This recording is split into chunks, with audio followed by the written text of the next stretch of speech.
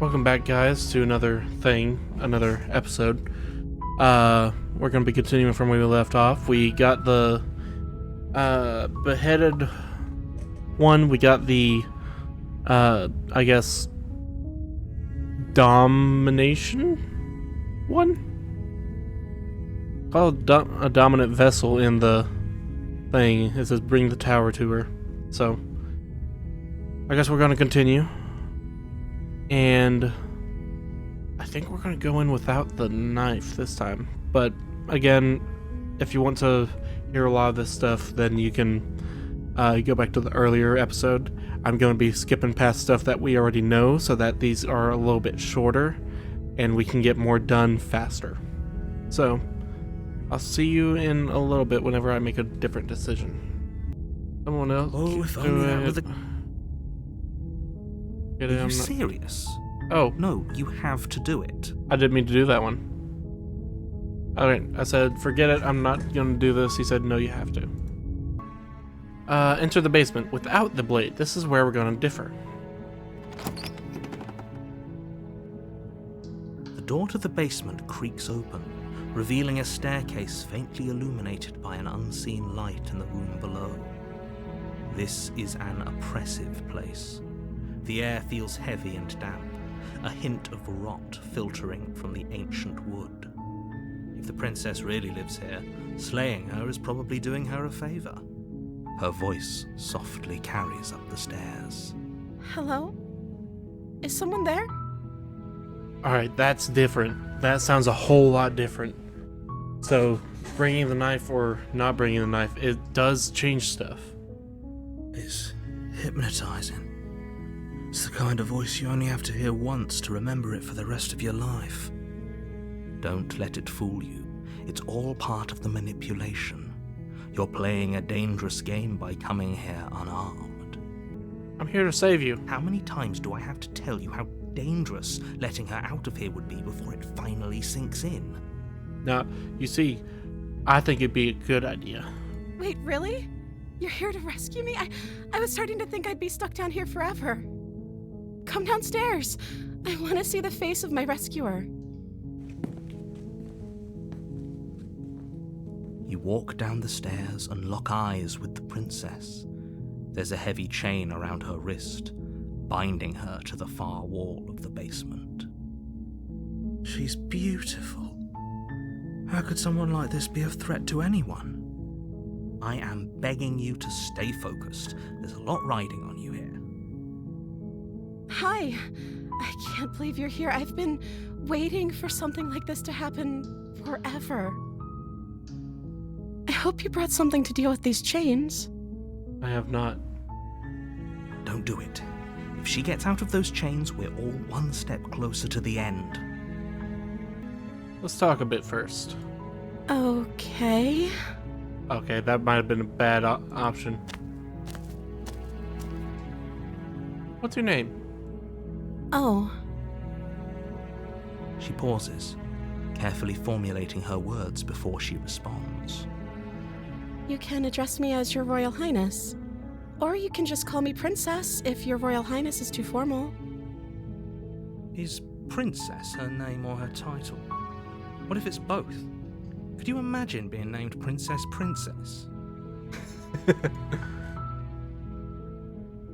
So is Princess your name? Like I said, you can call me Princess if you'd like. I'm sorry, I've been down here so long, I guess I've just forgotten. I must have a name, though. Everyone has a name. Okay, Alright, that's weird. that's super sad. She hadn't even thought to pick a name for herself. Hopefully you're starting to see that she can't be trusted. Go back upstairs, get the blade, and slay her before it's too late. I'm the first person you've seen in a while. What have you been eating or drinking? I don't see what that has to do with anything. Oh no. This is the only time this is ever going to happen, but I agree with the... Okay, but actually, what has she been eating? She has to eat, right? Yeah. Can't believe they've been keeping you down here like this and getting you out of here.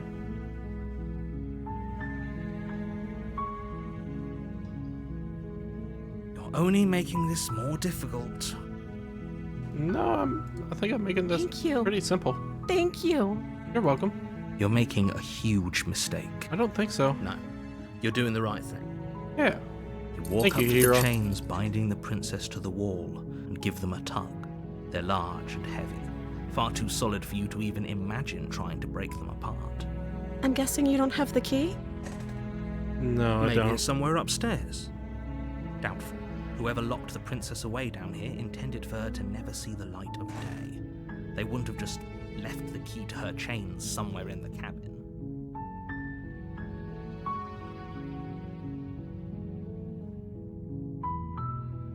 I'm going to check upstairs. Maybe there's keys still lying around somewhere up there. And if not, maybe I can at least find something to break you free. Okay. I'll be here. Good luck. You attempt to make your way out of the basement, but the door at the top of the stairs slams shut. You hear that. Is someone else here? Oh, whoops. That we kind of already heard anyways. By the door. You try the door, but it's locked from the outside. Explore. Hey, let me out of here. Your shouts and pleas are met with silence. You're here to slay the princess, and you won't leave until the task is done. But the blade is up there. Return to the bottom of the stairs. You make your way to the bottom of the stairs. This would have been so much easier if you'd just taken the blade like you were supposed to. Easier for whom? Easier for everyone. Look at the mess you're in. I heard the door slam. They locked you down here too, didn't they? Yeah. There's a slight panic rising in the princess's voice. If I could just get out of these chains, I know we could force our way out of here together. She barely hesitates Ugh. before raising her arm to her mouth, her teeth tearing through her limb with the determination of a trapped wolf. As she rips her flesh from her bone, a sound comes from behind you, the clang of bouncing metal. It's the blade from upstairs. You're not sure how it made its way down here, but if there's a time to strike, it's now. Or we could use it to free her. You won't like what happens if you do that. Save the princess. Fine. Against your better judgment, you place the blade against the ragged, self-inflicted wound on the princess's arm, just above the unyielding chain binding her to this place. You cut into her flesh. The blade is sharp, and it takes little effort to crack through the bone of her arm. Her limb falls to the ground, and the heavy chains follow suit. She didn't so much as utter a sound through the whole ordeal. No, she didn't. She smiles softly as her gaze meets yours, blood from her wounded arm dripping rhythmically to the ground. How is she still smiling after everything? It's like she isn't even bothered by what just happened. Thank you. Now let's get out of here. Yes, let's get out of here. Hopefully I can resist. I push the locked door. No, we won't have any of that. The stakes are too high. You can't just let her escape into the world. No, I can't just let her escape into the world. As the princess approaches the bottom stair, your body steps forward and raises the blade. Wait, this isn't fair. You can't just do that. Watch me. What are you doing? I'm not trying to. Warner. Stop that. Something's come over you, hasn't it? You know you don't have to do this, right? I'm trying not to. Your body lunges forward, the blade held low, ready to sink into her heart. But the princess dodges, stumbling back against the wall before the blade has a chance to connect.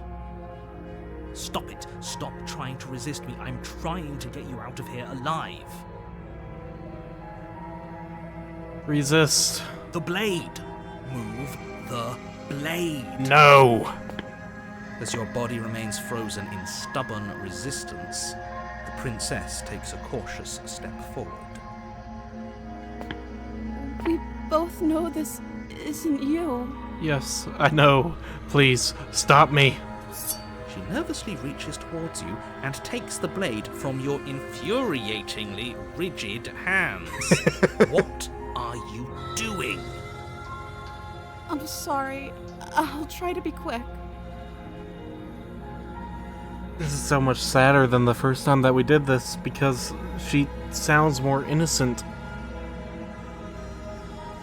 She plunges it into your chest, tearing through flesh and sinew. It is agony. But you aren't dead yet. Even the way that she kills me is slightly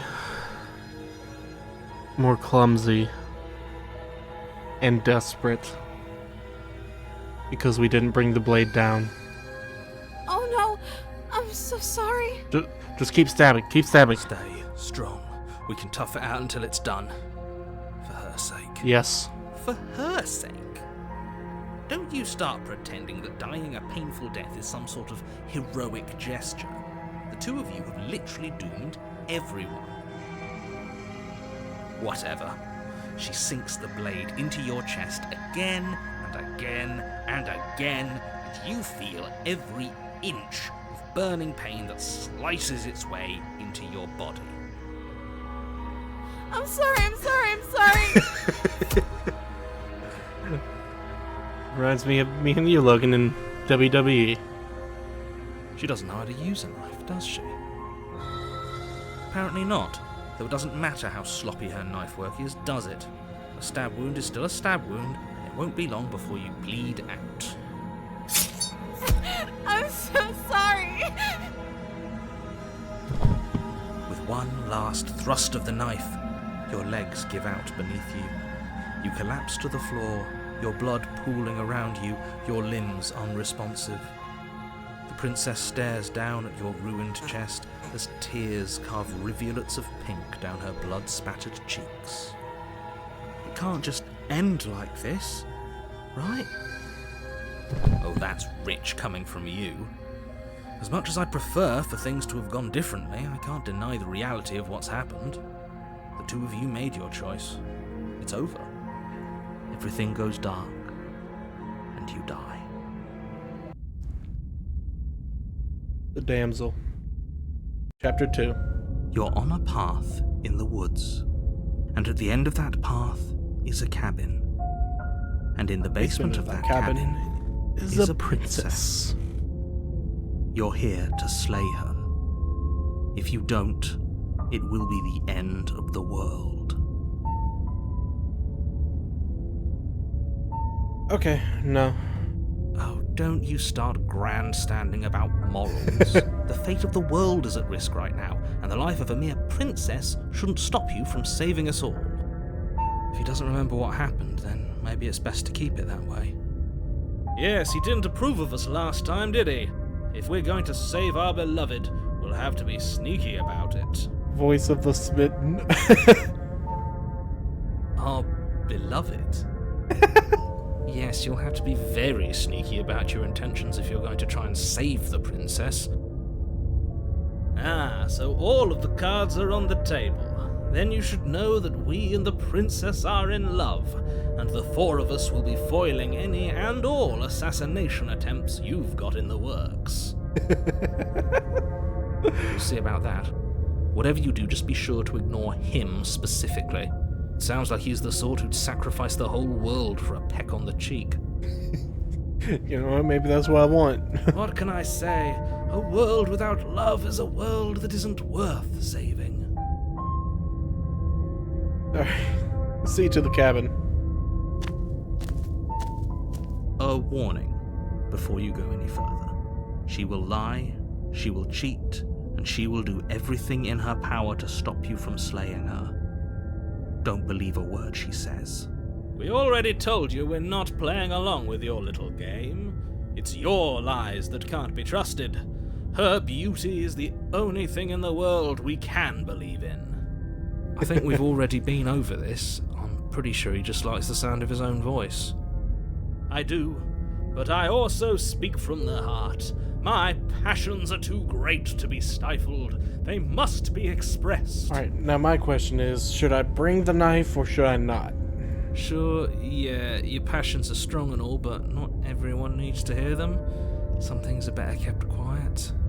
Don't pay their bickering any mind. Focus on the task ahead. Proceed into the cabin.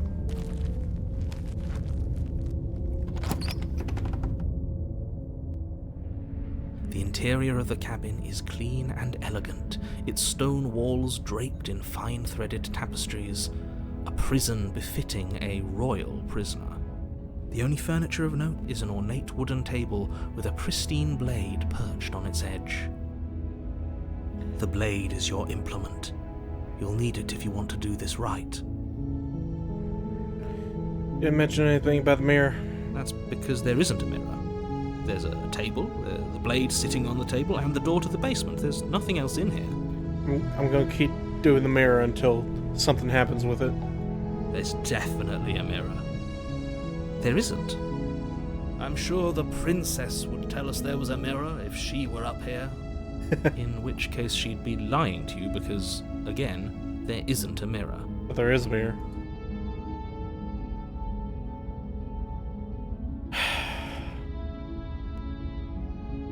Approach the mirror. You walk up to the wall next to the basement door. It's a wall. There isn't much to see here. This really isn't funny. Wipe the mirror clean. You reach forward and rub your hand against the cabin wall. I hope you know how ridiculous you look right now. But it was there a second ago. And now it's gone. Pity. We could have a feather out of place and now we'll never know. We can't gallantly sweep her off her feet if we have a feather out of place. Alright. I say we don't take the blade. Let's just enter the basement. Actually, no. Just in case we need to take the blade, in case we need to cut her loose again. You take the blade from the table. It will be difficult to slay the princess and save the world without a weapon. I suppose if we're to play the role of dashing knight, we need an equally dashing sword. That way she'll know we can defend her from her enemies. Exactly, Smitten. Hopefully it doesn't put her on edge, and hopefully it doesn't get turned on us. Again, there's no use arguing over motivations right now. It's good that you took the blade. You'll need it to do your job. Enter the basement. The door to the basement creaks open, revealing an intricate stairwell. Gold-trimmed carpet glimmers in the light of the torches positioned along the walls. The basement almost seems welcoming in the dim firelight. But it's still a stone basement. If the princess lives here, slaying her is probably doing her a favor. A soft voice carries up the stairs. Hello? Is someone there? Her voice. It's somehow even more beautiful than last time. I can hear wedding bells already. I've held my tongue till now, but you're taking this a little too far. We barely even know the princess. We can still do right by her without all this over-the-top fawning. Exactly, hero. Yes, for everyone's sake, you're not in love. Just remember that her charms are all part of the manipulation. You walk down the stairs and lock eyes with the princess. There's a heavy chain around her wrist, binding her to the far wall. My love, we're here to rescue you from your unjust and foul imprisonment. You know she can't hear you, right? She may not be able to hear my words, but surely she can hear my spirit. Wait, does she have a hand or no? Oh, your spirit's plenty loud, all right. It's you, my dashing hero. I was so worried you wouldn't come back. Did you hear that? She said we're dashing. And she called us a hero. Flattery really goes a long way with the two of you, doesn't it? Yeah, it surely does. Waiting for you to come back. I didn't want to believe your ravings back in the woods, but this is next to incontrovertible evidence. You've been here before. That's right, villain, and you killed us. Well, she killed us. Only because he made us try and kill her. It was self-defense. Our beloved's hands remain unstained by cruelty. And you've died before. So an entire world has been damned to oblivion. I'd really hoped I'd be the first, but what's done is done. What matters is you have a chance to do it right this time. We damned a whole world, but everything reset. Nothing resets, you're just somewhere else. You can't keep hopping between worlds forever, especially not without leaving a trail of incomprehensible devastation behind you. This is horrible. This kind of sounds like if you've ever done the, not Who Killed Markiplier. Markiplier's, thing. In Space with Markiplier? It kind of sounds like the plotline of that. Horrible for you, maybe, but we've been given another opportunity to sweep her off her feet and treat her like the lady she is. Now, hold on, if she actually ended a world, are you sure we want to do this? Are you sure we want to rescue her? Yeah, we don't know if she ended a world. We never saw a world end. Exactly. Now I'm even more certain that we must chase our heroic and romantic destiny than I've ever been. I shan't let anyone convince us otherwise. Are you listening to him? He's lost it. Don't let him distract you. Just do your job. No. Do I have to cut you out again? I really didn't care for the last time. I'm okay with whatever you come up with. You can cut my arm off again. Oh. We won't be laying a finger on her perfect wrists, and indeed, we won't even have to. Do you see how dainty her hands are? We'll be able to slip her right out with no harm done. I don't know about that. What? No, she's a prisoner here. You can't just slip her hand through the chains. Why are you two arguing over the logistics of slipping her hand out of her shackles? She just said she'd be okay with any idea we came up with. Am I the only one here who thinks that's weird? Yeah, it's a little She bit. didn't care last time. Why should she care this time? That's our stoic, smiling angel. I don't know. She's really desperate to escape, which is suspicious, but also wouldn't anybody be really desperate to escape? No, you're right. It's extremely bizarre behavior and further evidence that she's a monster who's not to be trusted. So go ahead and slay her. No, we're not slaying her. What happened after I died? You died, and now we're talking. Okay. I'm sorry about what happened last time. The narrator who sent me here to kill you took over my body, and it was extremely unfair. If another version of me was pushed to such drastic action, it was for good reason. That's okay. You were just doing your best, and that's all that matters. She took that in stride.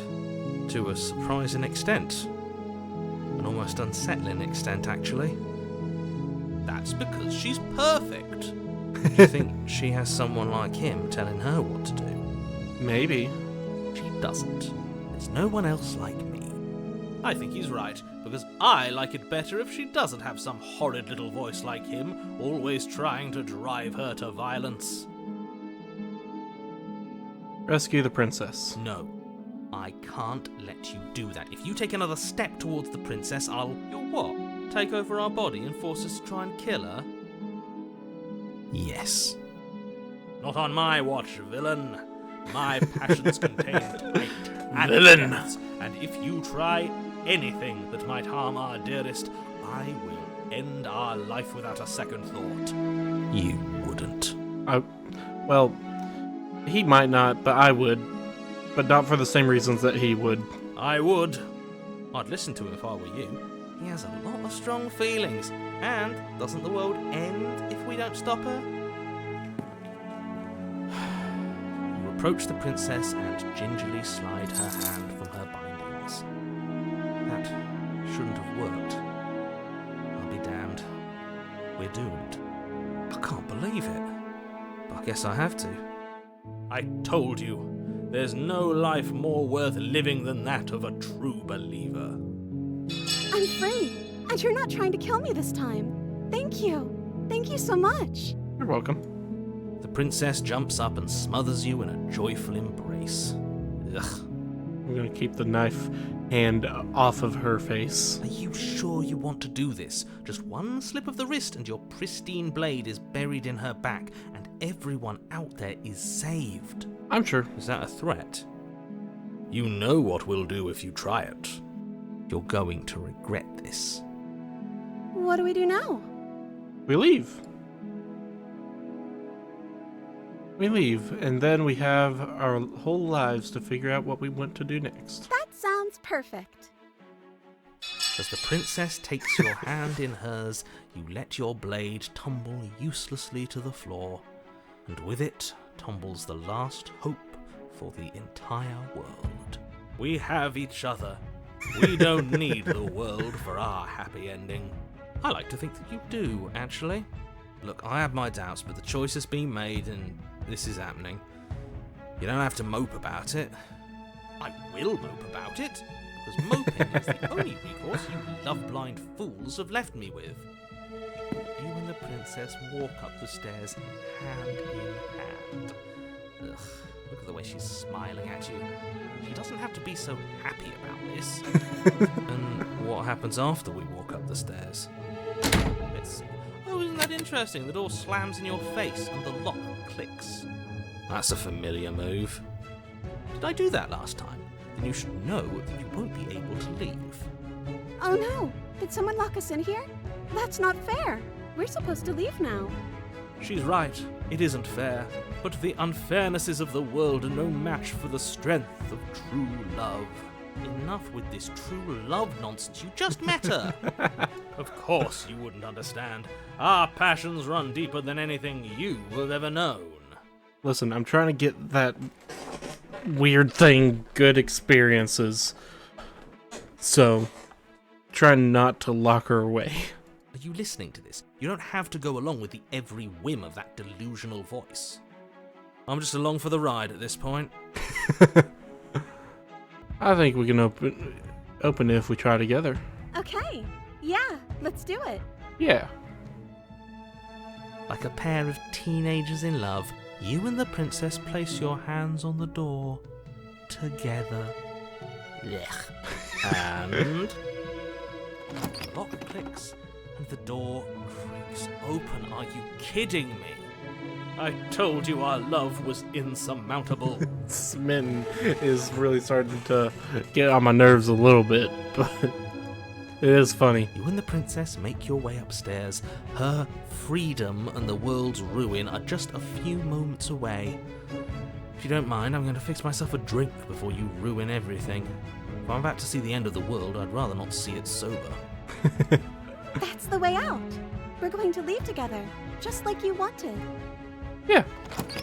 Yes, I suppose you are going to do that, aren't you? Uh-huh. You cross the room, opening the door to the cabin, and then you step outside. Romantic haze. Your love will set you free. Our happy ending at last. I'm not so sure about that. We did it. What should we do now? Where did everything go? Where did he go? Oh, is he gone? I hadn't noticed. I was too busy staring deep into our beloved's eyes. I'm cold. Is being happy supposed to be so cold? No, I'm sorry. She's cold. Quick, our feathers. Pluck them all and weave her a coat worthy of a princess.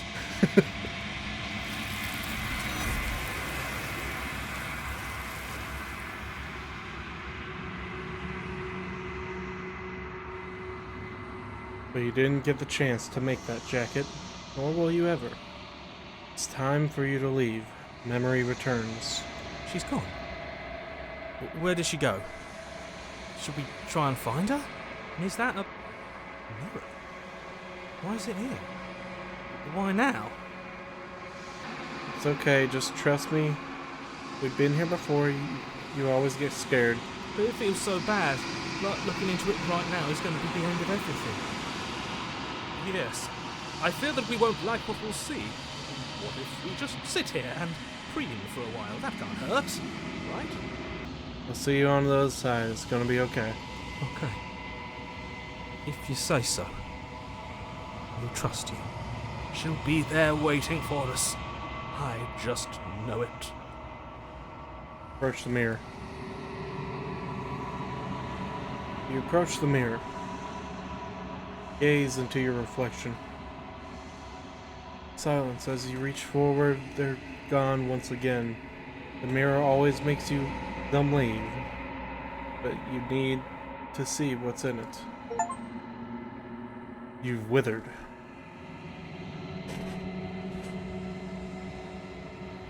So first,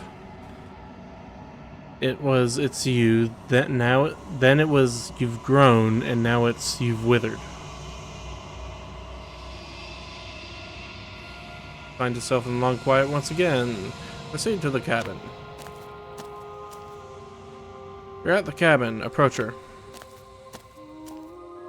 I am a growing chorus of contradiction, a mass of tides ebbing and flowing all at once in more directions than my attention can bear to hold. To look at any one is to shift them all into something new, and to look away is to reshape them yet again. All of me is changing, and yet the rest of me is still the same. You can't be a contradiction. Contradictions don't exist. And yet my waters flow and my streets bustle. There are no words that can describe me into non-existence. There is no logic that can bind my multitudes. I am everything that you have known me to be, but I am also none of it. How can you stand to be a contradiction? As easily as you can stand to be you. You are like me, even if you have chosen not to look at the corners of you that do not fit, even if you have chosen to ignore the brilliant contours of your soul.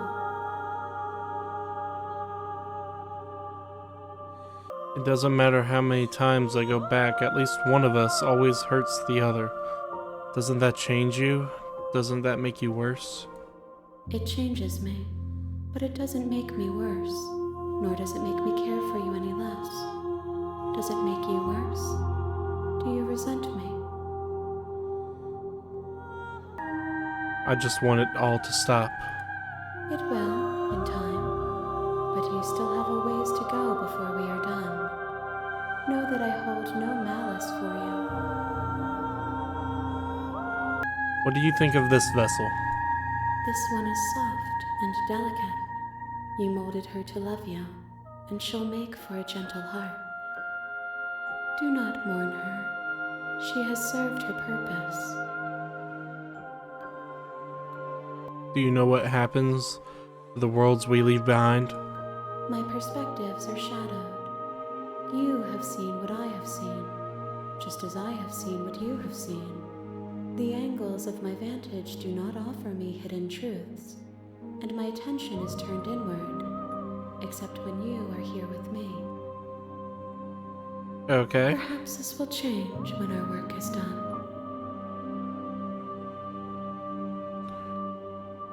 Have you figured out what you'll want when we've finished?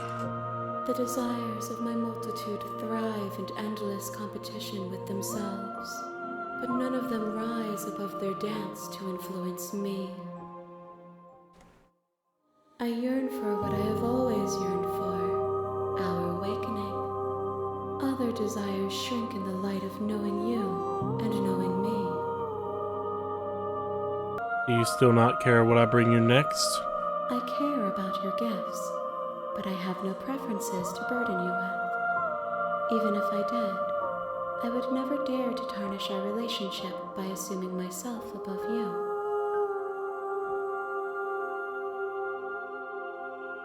So do you have any preferences on how you'd like to change or grow? The tides do not dictate where they are pulled. A river does not dictate its outlets. My gift to you is to let you choose your path, and my task is to treasure the gifts you bring me. How many more vessels do I need to bring you? We will know when we near our destination. Alright, I'm ready to go back. I will be here when it is time for us to meet again. Everything goes dark and you die. Chapter 1, The Hero and the Princess. Bring the damsel to her. You're A on a loving path vessel. in the woods, and at the end of that path is a cabin. And in the basement of that cabin is a princess. Have you considered that maybe I'm okay with the world Of ending? course I haven't. Why would I even consider that? Nobody wants the world to end. I mean, maybe some people do, like nihilists or very, very evil people, but surely you're not one of those, right? It's the blade from upstairs. You're not sure how it made its way down here, but if there's a time to strike, it's now. Or we could use it to free her. You won't like what happens if you do that. Alright, we're going to change what we do. We're going to slay the princess. Without hesitation, you bring the blade down and plunge it into the princess's back. Fine. The wound drives her to the ground. Okay. There's no going back now. I'm with you to the end. You bastard. Were you lying to me this whole time? And now she turns evil. The princess pushes away from you, the motion ripping the blade from her back. Wounded, but still alive, she crouches on all fours in the corner of the room and meets your eyes with the ferocity of a cornered predator. You've made a terrible enemy, and there's nothing in the world that can possibly save you from me. I thought we had the upper hand, but it's as if she's barely even threatened by us. It's an act. She's wounded and unarmed. There's nothing she can do to hurt you. I'm not so sure. Yeah, me either. Don't waver now. As you ready your blade to deliver a lethal blow, she lunges at your legs with the same animal ferocity she used to tear at her arm. Your knife cuts into her again and again as you're tackled to the ground, your body racked with pain as she rips into you with tooth and claw. Forget about trying to rescue her. This is about survival now. Give her everything you've got. Slay the princess. Though your nerves are seizing with pain, you know you've done your fair share of damage as well, your blade having left deep gashes in the princess's back. You seize a moment of hesitation to throw her off of you and shakily push yourself back to your knees. We can still turn this around. Give up, finish the job. Run for the stairs and lock her in the basement. Maybe she'll bleed out. The princess is still chained to the wall. There's nothing she can do to stop you from getting out of here. What if she doesn't succumb to her wounds? Whatever she is so much more dangerous than I thought she'd be. You rush up the stairs and dive past the threshold. You're safe. For now. Door You open. close the basement door, locking it behind you and quickly barricading it with the heavy wooden table that once held the blade. Okay, we can make this work. She has an awful wound and we have all the time in the world. Playing jailkeeper for a while might make things a little easier. You settle in against the far wall to watch the basement door. It isn't long before you start to drift off, your eyelids heavy with fatigue. But sleep doesn't come. Instead, your rest is broken by a piercing, wailing voice calling out to you from the other side of the door. I know you're still there. Why don't you make things easier on yourself and let me out? It's not like this little door I'll hold for very long anyways. It's probably a good idea to try to get back on my good side. She sounds terrifying. Like she's less of the princess you saw and more like something out of a nightmare. As she violently rattles the door, you do your best to shut her out of your mind. When I get out of here, I'm going to pick you apart piece by piece. I won't forget what you did, and I'll never forgive it. You don't know the kind of enemy you've made tonight. Yeah, well, I kinda did most of the saving you thing. It doesn't sound like she's getting any weaker. No, it doesn't. Ignore her and go to sleep. Just ignore her. Maybe the banging and wailing will stop if you just don't pay attention. You put the princess's threats out of your mind as best you can and huddle up against the wall. You jolt awake in the middle of the night to silence in the cabin. The ruckus has stopped, and the door to the basement is ajar, its lock broken, and the table shoved out of the way. Where is she? Thanks for helping me get out of that awful basement. You try and stumble to your feet, but as the princess draws near, it's as though your body simply stops working. It isn't all at once. The paralysis comes in waves. First your toes go numb, and then your feet, and then your legs. You lie prone on the floor of the cabin, unable to do anything but witness her approach. Whose side are you on? Yours, of course. But I have a duty to uphold the truth. Lying about the facts of the situation doesn't change them. So helpless. I can take my time with you, can't I? She steps closer, one silent footfall at a time, cocking her head in curiosity as you feel your organs shutting down one by one. Or maybe I can't take my My time. gosh. with you. You don't look well. A little green around the gills. What a shame. If you'd only helped me get out of here, we could have done such wonderful things together. Your lungs stop drawing in breath, and your heart freezes in your chest. You have seconds left. I'd say better luck next time, but we both know this is the end, don't we? Yeah, we do. It can't be. This can't actually be how everything ends. I'm sorry, but it is. Everything goes dark, and you die. Chapter 2, The Nightmare.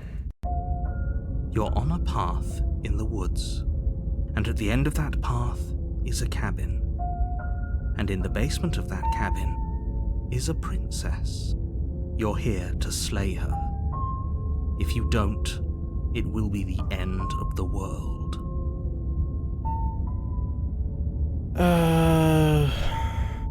If I died, what am I doing I can here? assure you that you're not dead.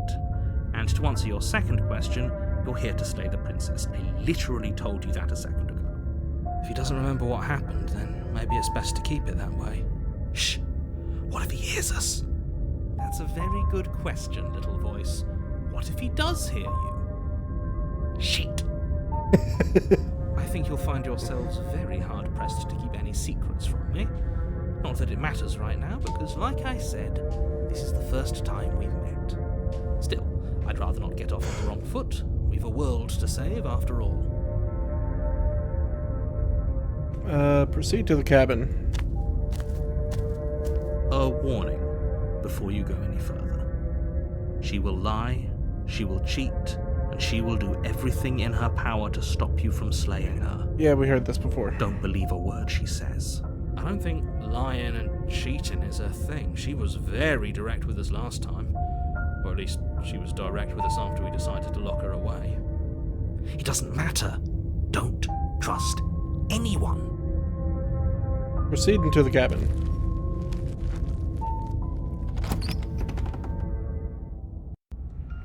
The interior of the cabin is plain, the smooth wood of the walls almost featureless. The only furniture of note is a lone table, knocked on its side in the corner of the room. A pristine blade stands between you and the open, inviting basement doorway. The blade is your implement. You'll need it if you want to do this right. Hold on. What happened to the door? There was a door here last time.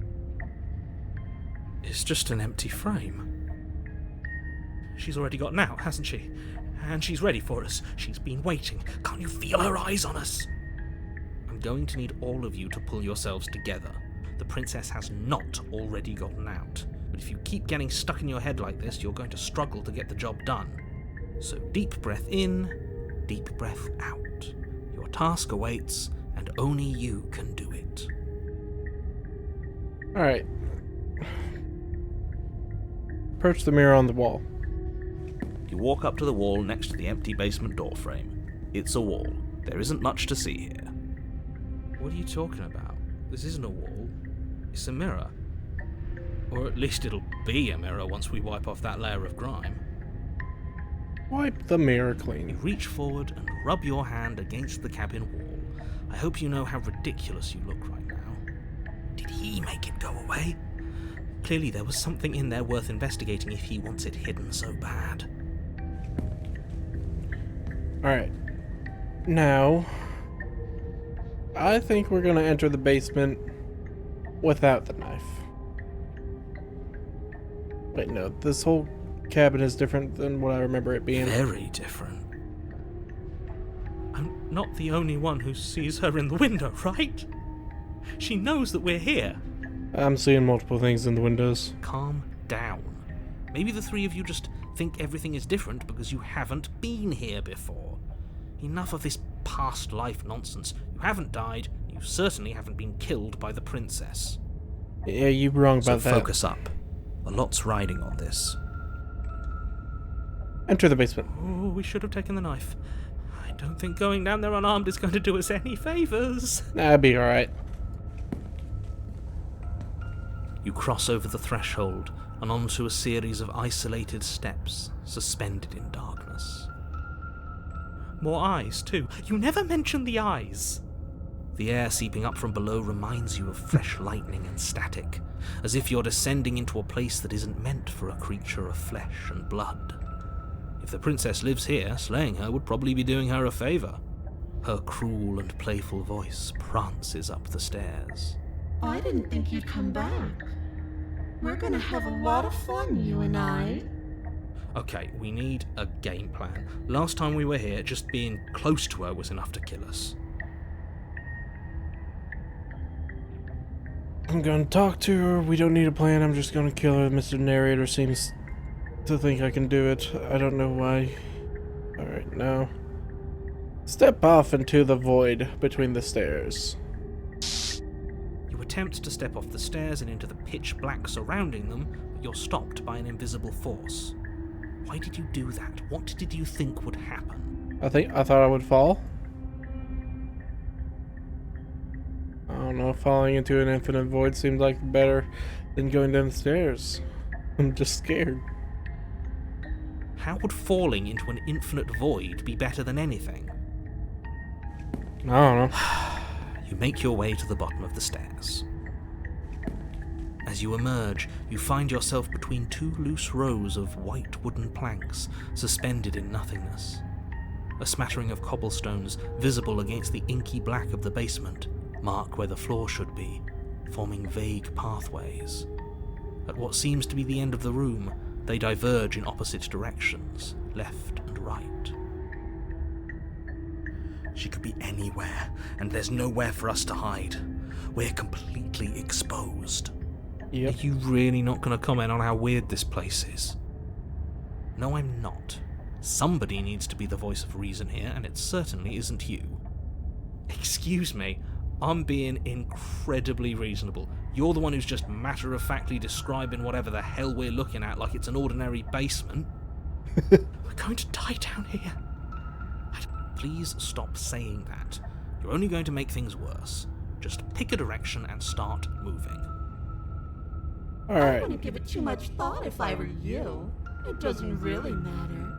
Because either way you go, I'm going to find you. I don't like that. Go left, go right. Do nothing. Go back the way you came. Let's go left. You turn to the left. A faintly outlined path lies before you. There you are. I told you I was going to find you. You look weird. As the princess approaches, Okay. your legs suddenly go numb. Your arms quickly follow. This is it, isn't it? It's almost like you want me to get you. There has to be a way out of this. Think. Think! What did you do? Pull yourself together. She isn't supposed to be like this. I wonder how many times I'll get to play with you before you break. As your blood begins to coagulate, it's as if every part of your being is coming to a lurching halt. Heart, lungs, liver, Nerves. Heart. Lungs. Liver. Nerves. Heart. Lungs. Your lungs pull in a desperate gulp of air as your eyes shoot back open. Alright. What are you doing? I'm working! Do you want this body to function, or do you want... And then experience stops once more as your body reapproaches death. Okay, whatever you were doing, please just start doing it again. You sure about that? Are you sure that's what you want, or do you want to interrupt me some more? You have seconds left. Yes, I'm sure. Heart, Lungs. Liver. Nerves. Heart. Again, your eyes shoot open as you gasp for breath. Can't decide what you want to do, can you? Oh well, standing there gasping like a fish is more fun than dead, even if you look ridiculous. She isn't attacking us. Why? The why doesn't matter. She's already proven her ill intent. Don't lose sight of your mission. How are we supposed to do that? We don't have a weapon. The way out of here is nowhere to be seen. That isn't my fault. Doesn't matter whose fault it is, because fighting her isn't an option right now. Then you should get looking, shouldn't you? Why won't you finish me off? Because I don't want to. And even if I did, I don't have to. Look at the way you're struggling to stay alive. It's taking everything you have to keep your heart pumping right now. And I'm Princess Whoop, leans whoops. forward, bringing her masked lips close to your ear. If I want to see you gone, all I need to do is break your concentration. Heart, lungs, liver, nerves. She slowly runs her velvet glove across the base of your neck. It feels like static. And then... Hey, snap out of it. Okay, deep breath. Deep breath, we're fine. Heart, lungs, liver, nerves, heart. Lung. You're back. Lungs, liver, nerves, heart. One moment, and then you're gone. Just like that. Ah, and there's the fear. She pulls away. But that wouldn't be very fun, now would it? I've already done that.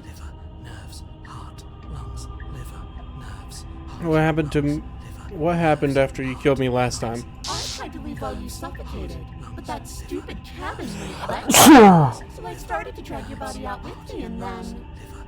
Well, you died before I could get to the doors. And then I was here, and now you're here too. Oh, I that's don't nice. think I can use without you, and dead doesn't count.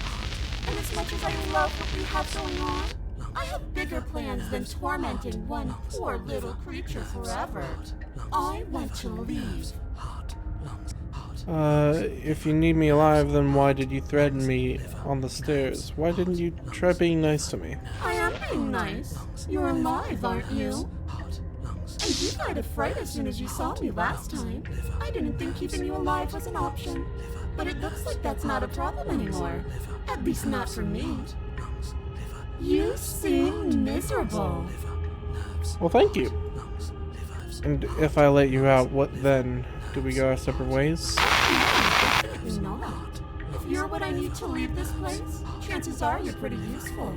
I think I'll keep you right by my side. A little good luck charm to make sure I stay free.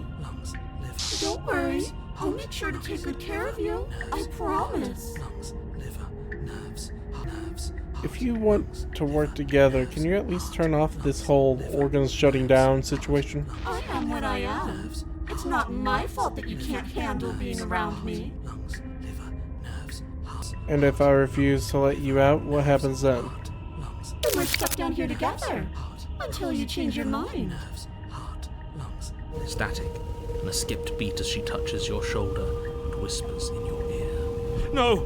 Heart, lungs, liver, nerves. Heart, lungs, liver, nerves. Only until your heart finally gives out. Heart, lungs. And then, when you die, I'll find myself somewhere new. And before too long, you'll be there too. That's how this all works, right? This doesn't end until you let me out. And a lot can happen before then. I'm sure I can get creative. I'm not doing any of this. I'm not helping you, and I'm not going to try and kill you. So do your worst. Remain with your nightmare. Or, okay, let's get out of here. We'll find you win, or run. I'm just not gonna do anything. You poor deluded Dave. Do you think a single moment of bravery changes you into something you're not? I am what I am, and you're always going to be a coward. She raises a hand to her mask and pulls it down. You don't get the chance to see what lies beneath before it envelops you. Like a creeping mold, the complete reality of your existence threads its way through your mind. Birth, death, birth again, decay and bloom, a million stitches from a million microscopic wounds you've inflicted on everyone you've ever met, with every muscle you've moved and every word you've ever spoken. No. Let me out. Your existence hurts them. Let me out. A lonely soul in a room by itself, weeping. It lives for 80 years and then it's gone. And then it's there again. Let me out. A reprieve. A good life. Love. Children. A steady career. Recognition from your peers. Here one moment. Gone the next. The worms have found their orifices. Let me out. Diagnosis. It forgets everything it is. Anger, rage, distance, poverty. The lonely soul is lonely again. Love turns to mockery. It dies. It is reborn. Worse. Lonelier. Let me out. No. What's happening to us? Let me out. This is all too much. I can't keep going. What do you mean you can't keep going? You can't keep going? Well, what are you talking about? But he doesn't respond. Narrator's gone. Oops, I think I broke you. I'll see you soon. You'll know what to do. Your body is dead, but you live on. Chapter 3. 4, 5. Okay, that's a lot of chapters. What was that achievement? A Monolith of Fear. See what hides behind her mask. We're on a And I didn't path read that. In the... Shit. What the hell was that? Who are we? What are we doing? There was a princess, I think. It's all so fuzzy. It hurts when I try to remember. Voice of the Broken. I think Voice of the Hero. trying to save the world. You should know about the princess. Narrator. At least, not until I... You've already been here, haven't you? I guess. It feels so long ago, almost like we've never left. We have to let her out. Broken. No, that's the opposite Narrator. of what you're here to do. You have to slay her. Slay? We decided not to do that, didn't we? Paranoid. Yeah, we're supposed to let her out. It's Opportunist. really the only way this works out for us. If you think about it, she's the one with power here. Nobody else can do much of anything. No, we were supposed to keep her trapped there forever. I think. Stubborn. We're supposed to be unfeeling. How many times do I have to tell you to snuff out your heart? We can't be unfeeling. Not when there's so much fear everywhere. There's nothing for us to do. We've already tried everything. We love her, so we have to set her free. we? No, not this time. Can we love something that hates us? Can we love something that hurts us? To be given an ounce of kindness from something so cruel would be more pure than any other love. Why are there so many of us? There aren't supposed to be so many of us. This is bad. You need to get a grip. What did you let happen? How many times have you been here? Here, not many times, but overall, a few.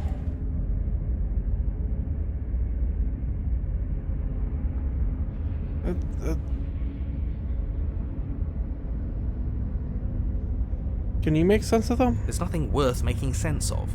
They're clearly all traumatized. And yet, you aren't. We break apart, and you stay the same. Yeah, what's your secret? Why can you break the rules when we can't?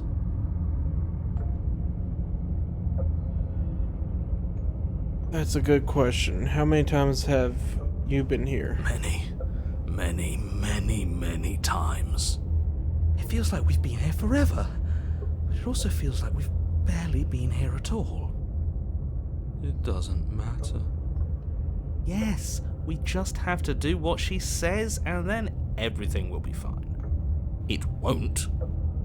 It will be for us. She said so. You're part of everything. If things aren't fine for everything, they won't be fine for you. There's no difference between fine and not fine, it just goes on and on. But that doesn't make sense. I only remember being here twice before this, and some of you don't remember being here at all. Was I here those other times? Did someone else make those decisions? What does here even mean if you really think about it? Shut up! You were here. Every single time. You did your best, really. There's just a pecking order. And our cruel and beautiful goddess sits atop it. You're lucky. What I would give to be able to forget. I've tried to keep them numb, but they're all too soft. A shame, really. The only way out of this is to do nothing, so I will do nothing. You do nothing. You can't just do nothing. You have to do something. That's a new one. Huh. Do you think it'll work? No. Nothing ever works. Boo! You're the worst one. He's not the one who got us into this mess. At least I keep you breathing around her. See? That's why the sad one's the worst. The jumpy one tries. Who cares? All of you just yap about nothing. And that kind of attitude is why you're in the top half. Great. And that's why you're not the top. I want to see what nothing does for us. And right now, all of you aren't letting nothing happen. Hold up.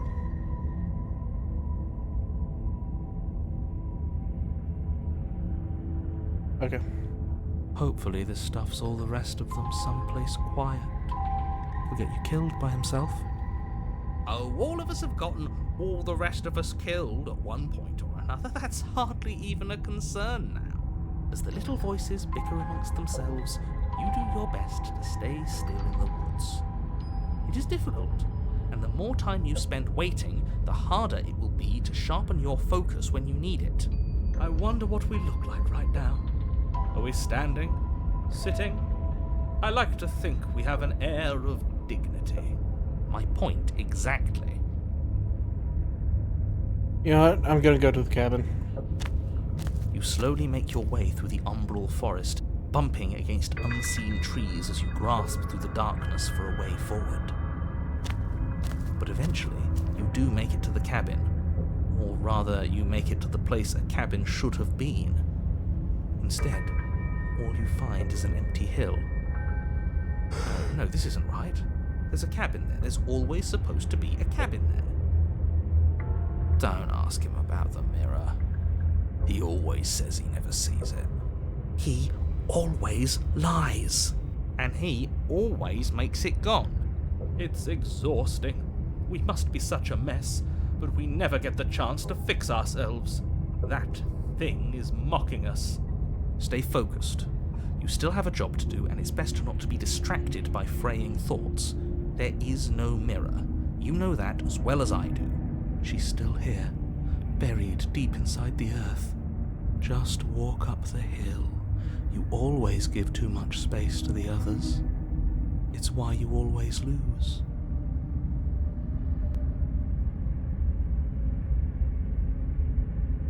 What's wrong with giving them space? What if it helps them?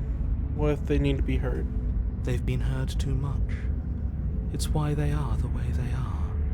Exactly. They are delusions, and all that catering to them will do is drag you down to their level. You have to keep moving. Or you could just give up. Approach the mirror. You walk up the hill, hesitating just beyond the bounds of the cabin. The cabin that isn't there. You've got to clean the mirror, haven't you? You've got to see what's in it. Smash it to pieces! She's on the other side, and we have to let her out. It's the only way we can be free. It's the only way we can have our thoughts back. Just go around it. Just do something. It doesn't matter what. Exactly. I'm sure that whatever you settle on, it'll be the best possible decision you could have made. Proceed. Proceed? Proceed to where?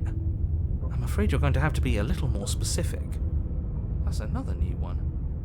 How do you keep coming up with new things? I hope this works better than nothing did. Of course it'll work. He always makes the best decisions. It's why he gets to make them. And it already has worked. It's gone, don't you see? We're one step closer to her. The interior of the cabin is much the same as the exterior of the cabin. A dull, fuzzy, dreamlike nothing. It's empty and isolating, but there's just enough vague shape and unknown texture to suggest the structure they're in. Wrong and unsettling as it may be. The only object of note is a pristine blade buried in the dirt floor, a hint of its shining edge teasing through the sediment. The blade is your implement. You'll need it if you're going to do this right. Take it. It's the only way forward. Take the blade. It's the only way forward. You've already tried everything else, don't you remember? You have to take the blade. Take the blade. You reach down to take the blade, but as you do, the ground beneath it shifts, the weapon sinking deep into the earth. You lean over the hole and gaze into the abyss. It is so very deep. Deep in the bowels of the earth, you see something staring back at you. It fills you with dread. It's her. She's watching us. She never stops watching us. You really are a coward. With every word she speaks, the princess in the pit blinks closer. I was joking when I said that way back when. You know that, right? Closer. I was having some fun, and I guess I wanted to see if I could melt you. And closer.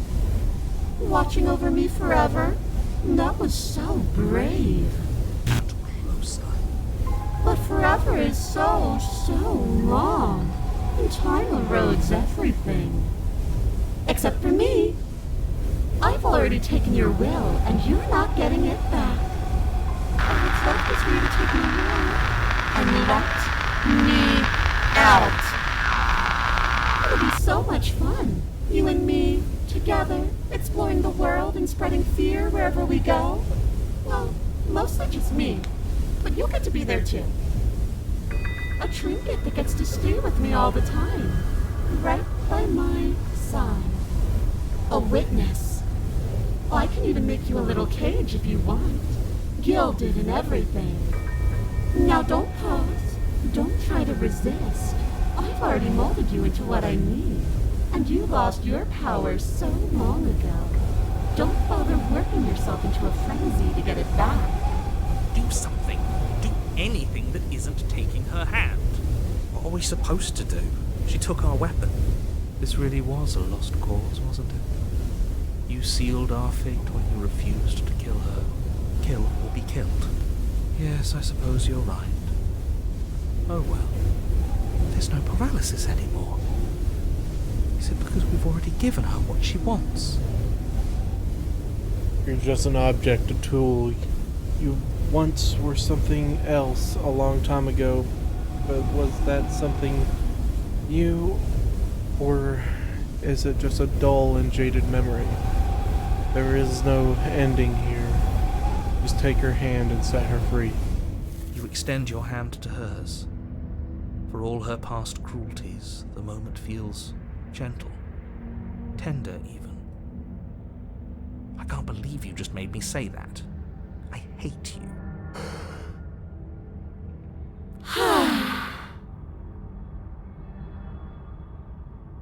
The motion is difficult at first, as if something still resists your efforts. But then that resistance gives way, and it's over. And that's the end. I wonder what we're going to do next. I didn't think I'd be so tired. Princess exhausted slumps. Why is it so cold?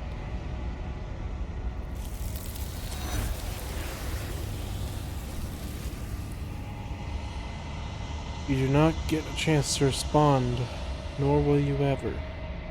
It's time to leave. Memory returns. She's gone. Yeah. I can finally think again. Almost. That mirror's back.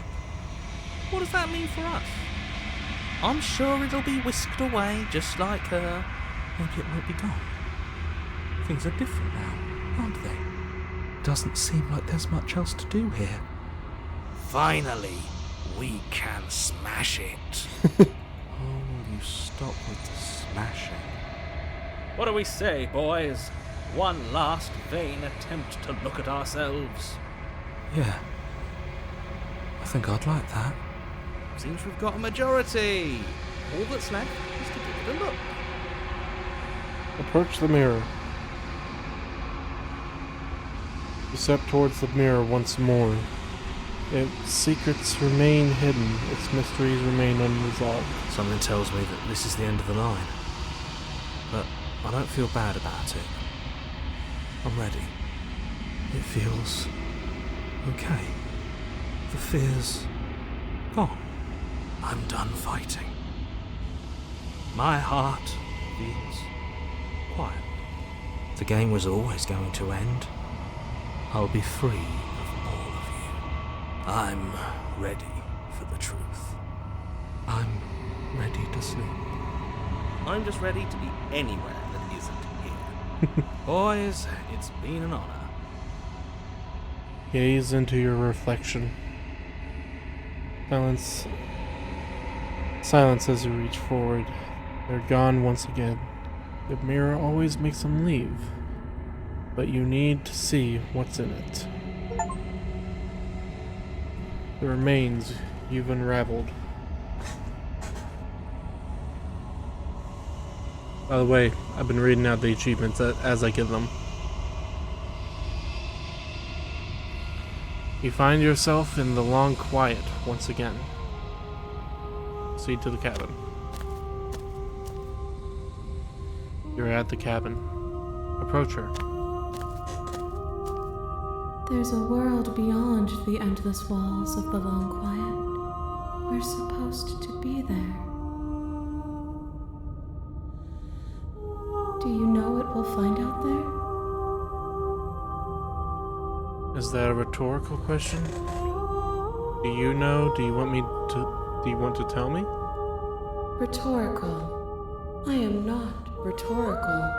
I have only known these spaces, and I have known flickers of the lives you've brought me, short and violent and full of passion. But all of those flickers end where the long quiet begins. I'm asking you because I cannot know your mind. Do you know what we'll find out there? There's trees and stars.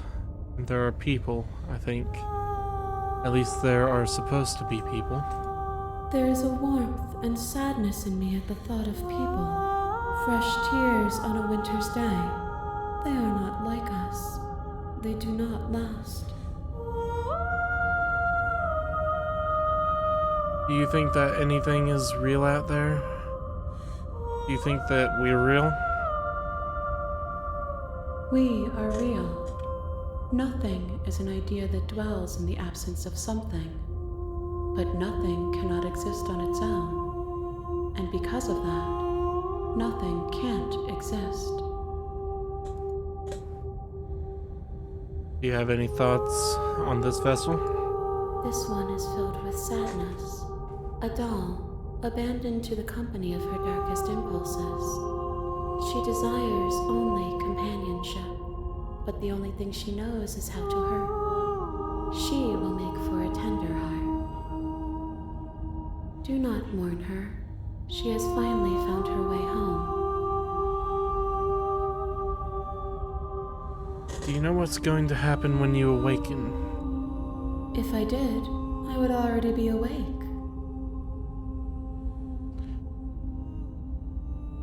When you send me back, I'm not alone. There are voices that speak to me. Some of them are me, but one of them is something else. I call him the narrator. And he wants me to kill you. Do you have a narrator? Have the vessels had one? No, their thoughts are quiet. Do you think your narrator lives in the spaces beyond? He does. And when I find him, you and I are finally going to have answers. Do not look to one who fears me for your truth. The only answers worth knowing are those we can find within ourselves. How many vessels do I need to bring you? One. Whatever you bring me next will be enough, and then gravity will pull the others back to me. I will be singular. A final multitude. Okay. If this is the last time, is there anything you would like me to bring you? These gifts are a conversation, and each one shows me the contours of your heart. The only thing I want to see is what you choose for me when the thread is fully drawn. This is the last stage of your completion, then I'm not going back. I'd like to stay here. I'm ready to go back. The next time I see you, each of us will finally know what we are. I will be here, waiting for you. Everything goes dark and you die. Chapter 1, The Hero and the Princess. You're on a path in the woods, and at the end of that path is a cabin. And in the basement of that cabin is a princess. Alright, we're gonna try to slay the princess again. Doubt, unfortunately, clouds your thoughts as you attempt to run her through. A moment of distraction and hesitation is all she needed to sidestep your thrust and deliver a catastrophic blow to your jaw. It feels like you've been hit with a sledgehammer. You can feel bone grinding on bone where your jaw has been fractured. Holy shit, that hurts! Though she's unarmed, the shock of that first strike is enough to stagger you, putting you and the princess on somewhat equal footing. Your blade slashes through the air again and again, and her fists connect with your body as many times or more, each impact as heavy as that first bone-crushing hit. We can still turn this around. I can't give up. I have to finish the job. You and the princess stare at each other, both gasping for breath, equally exhausted. You probably won't make it out of here alive, but you can at least make sure that she won't make it out of here either. Excuse me? Do you think this is what I wanted to happen? I have a duty to state the facts of the situation, and honestly, it's a miracle anyone is still standing right now. Can you not feel all those ruptured organs bouncing around in there? If the princess doesn't do our friend in herself, internal bleeding is certain to finish the job. The two of you clash for the final time. You feel your ribs break as she delivers a heavy blow, but you push through the pain, falling forward and sinking your blade deep into the princess's heart. Oh. The two of you fall to the floor. This was fun. Fun. The princess gasps, her voice an unhealthy rasp as her lungs start to fill with blood. You put up more of a fight than I thought you would. But I have to wonder, do you really think this is the end? No. But you don't have time to worry over such things. Everything goes dark, and you die. Chapter 2, The Adversary. You're on a path in the woods, and at the end of that path is a cabin. You're here to slay her. If you don't, it will be the end of the world. But I already slew the princess. Sure, she also killed me, but I definitely got her. Why am I here again? I can assure you that you didn't slay her, and that she didn't kill you. People don't just spring back to life after dying, and the two of us are meeting for the very first time. If he doesn't remember what happened, then maybe it's best to keep it that way. And who's our second voice? You know I can hear you, right? It's going to be a lot harder than you think to keep secrets from me. Or third voice? That's I should say. fine. It doesn't matter if he can hear us. The only thing that matters is marching up to that cabin and winning. That's the spirit. There's no point in squabbling when the real threat is just up that hill. Alright, proceed to the cabin. A warning before you go any further. She will lie. She will... Lying and cheating doesn't sound like her at all. Not that it matters. It's not like she can lie or cheat in the middle of a fight. Are you sure about that? The point of my warning wasn't to start an argument over what circumstances the princess is capable of lying in. It was to give you some broadly applicable advice. The princess will do and say whatever she thinks it will take to get her out of there. So don't trust her. Ever. Are we clear?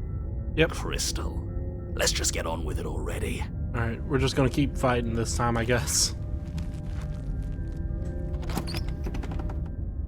What's it gonna look like? The cabin is tighter than its exterior would suggest.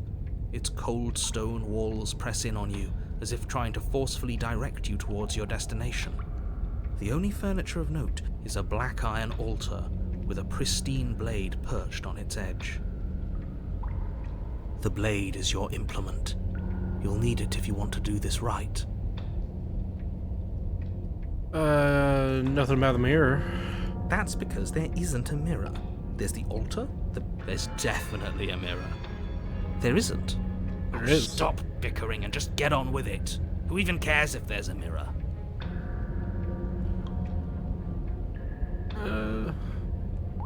I care. I want to see how handsome I I look. care less about that and more about whether we're being lied to. If he's willing to lie about something as innocuous as a mirror, what else is he hiding? I'm not lying to you. Use your eyes. There is no mirror. Why would I lie about something so meaningless? What good would he even do? We're gonna approach the mirror. You walk up to the wall next to the basement door. It's a wall. There isn't much to see here. This really isn't funny. Why? You reach forward and rub your hand against the cabin wall. I hope you know how ridiculous you look right now. But it was there a second ago, and now it's gone, so all of us can stop arguing about it and get to fighting. Take the blade. You take the blade from the altar. It would be difficult to slay the princess and save the world without a weapon. Enter the basement.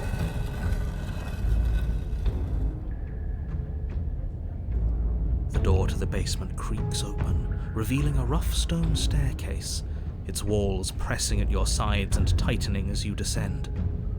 The air seeping from below is heavy and oppressive, with an almost sulphuric odor to it. If the princess lives here, slaying her would probably be doing her a favor. Her fierce voice carries up the stairs. Is that another challenger? Finally. It's been ages since I've had a good fight. This isn't what she sounded like last time. Her voice is a little deeper, almost threatening. Good. Sounds like my kind of princess. As much as I appreciate the enthusiasm, just make sure you don't let your bloodlust get to your head. You need to stay focused and keep your wits about you.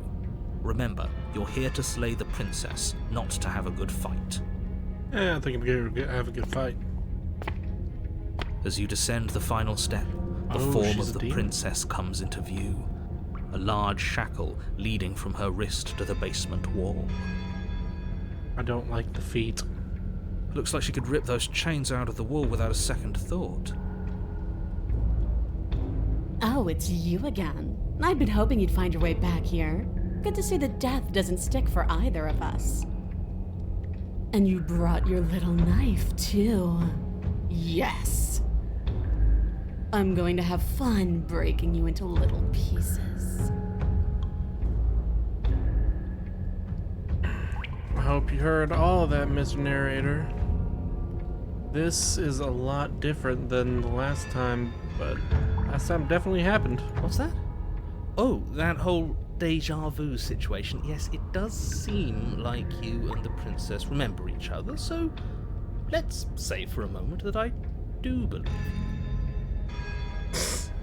For all we know, whatever happened to you last time was just a fluke, and beyond that, do you know who doesn't remember anything that happened last time? Me. I don't remember what happened last time. Are you okay? Of course I'm not okay. As far as we're all concerned, the fate of my world is still very much on the line. Not all of us have the luxury of jumping over to a parallel universe the second we die.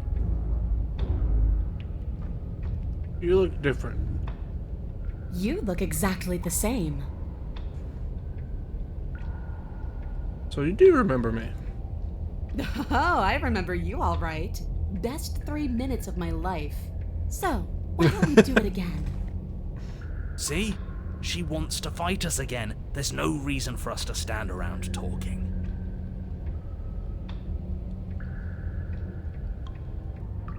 I'm actually here to free you. Free her?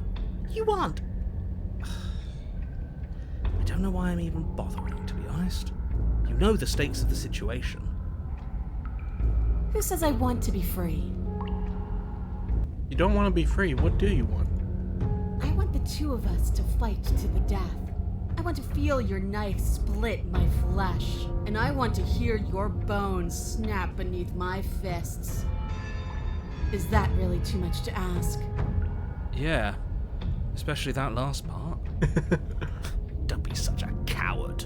I'm just being cautious. If it comes to violence, we can find a way to deal with her that doesn't involve throwing our life away. I'd rather not die again, and I find it deeply disturbing that you seem to relish the thought of it. Because it doesn't matter if we die again. It'll just be another opportunity to have the fight of our life. Alright. We don't know that for sure, and I'd rather not bet on it. I'm not saying I'm not here to fight, but I think two of us have a few things to unpack first. Like how we're both still alive. What is there to unpack? I was dead and now I'm not, and the same goes for you. There. Unpacking done. Don't you get it? We've been given free rein to wail on each other. Forever. Couldn't have said it better myself. I'm gonna attempt to free the princess. I'm sorry, did I hear that right? Did you just say you're going to try and free her? Yep. She doesn't even want to be free. I don't care. Exactly. So beyond the apocalyptic moral implications of letting her out, how do we even think that's going to work? I mean, we have a weapon, right? We could always just cut her out, yeah? While Yeah. she's trying to kill you. Yeah? Yeah, why not? And then what? Do you think she'll just follow you out of here? Maybe. I don't know. It's worth a shot, isn't it? No, it's not. Let's say heads for free the princess, tails for fight. Heads, we're freeing the princess. Actually, no, you're not.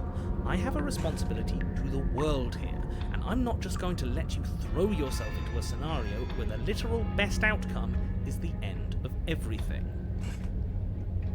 Until you come up with any other idea, your body remains standing rigidly in place. Really? What do you think you're doing? You can't just order our body around like it's some sort of dog. Watch me.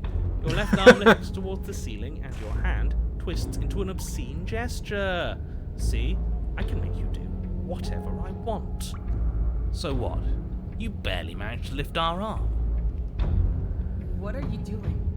What is that? Why are you moving so weird? The princess, taken aback, flashes her own rude gesture in return. Hey, you, decision maker. I want us to fight her as much as he wants us to kill her, but this is boorish. Just ignore him. If you want to try and free her, I don't think there's much he can do to actually stop you. Attack, attack, attack. Free. Alright. We're freeing her. You know what? Fine. Blade in hand, you charge forward to try and free the princess from her bindings. Finally. I have no idea what you were just doing, but I'm glad it's over. Flash across her wrist, her elbow comes crashing down on your skull. And it's a devastating blow. Your body crumples to the floor, limbs suddenly refusing to respond. This might be it. That's it, huh? You've gotten really soft. Everything goes dark, and you die. Really? In just one blow? Yes. Oh, come on, that's hardly fair. We're not dead. You're just flipping the table over. It is what it is. You're dead. Finished. Over. All right, fine. This whole thing's a frustrating mess anyways. We're better off with a fresh start. I'll see you two next time. Chapter 3, The Eye of the Needle. You're on a path in the wood. If you weren't so damn focused on freeing her, we wouldn't have died back there. You're strong, but you're bullheaded. This isn't a fight, it's a puzzle. She's stronger than us, but we can use that to our advantage. Hello, skeptic. I hate puzzles. Yeah, of course you do. I've never done a puzzle myself, but anything that doesn't get us beaten to death is good in my book. What do you have in mind? Same thing as last time, only we'll be smarter about it. We're getting her out of there. After that, we're seeing what happens. Alright. Are you insane? Do you have any idea how dangerous that would be? If she gets out of here, that's it. Game over for everyone, yourself included. Are you not challenging us on all the looping? Have you known about it the whole time? Are you the same one we've been talking to since the beginning? No, he isn't. Why the lies? Why have you been playing the fool? What good could it possibly accomplish? Sorry to disappoint what I'm sure must feel like a grand revelation, but that's not what's going on here. We've never met. Enlighten me, then. I have no memory of meeting you, but you've clearly seen things you weren't supposed to have seen. You'd only be saying the things you've been saying if you'd already been here. So where does that leave us? It leaves us exactly where we started, and where I'm sure you've already been before. The princess, left unhindered, will bring about the end of the world. You have to put a stop to her. The only way to do that is to slay her. No, that's not true. But we didn't stop her last time. We died. Yet here we are in a world unended. A different world unended, to be sure, but there's still solid ground beneath our feet. What the hell are you going on about?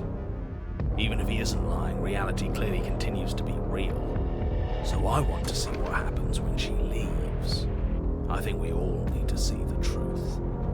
You absolutely do not need to see that. I've already told you the truth, and the only thing to see after she leaves is the end of everything. It's not worth it. You sure? The truth is always worth it.